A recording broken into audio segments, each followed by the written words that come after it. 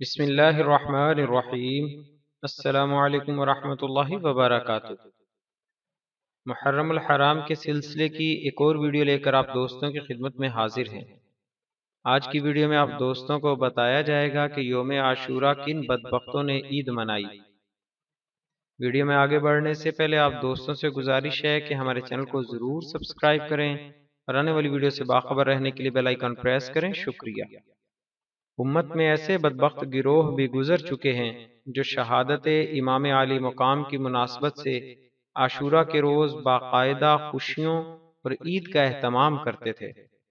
امام ابن کثیر رقم تراز ہیں، شام کے ناصبین نے سانحہ کربلا کے بعد یوم عاشورہ کو اس طرح منانا شروع کیا کہ یہ لوگ یوم عاشورہ کو کھانے پکاتے، غسل کرتے، خوشبو لگاتے اور قیمتی لباس پہنتے اور اس دن کو عید کے طور پر مناتے۔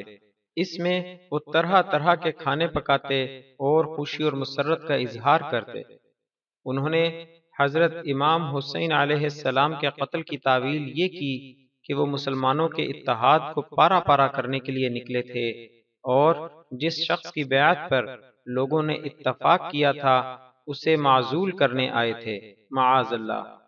ابن کثیر خلاصہ کلام ان الفاظ میں کرتے ہیں: ہر مسلمان کو چاہیے کہ وہ آپ کی شہادت پر غمگین ہو۔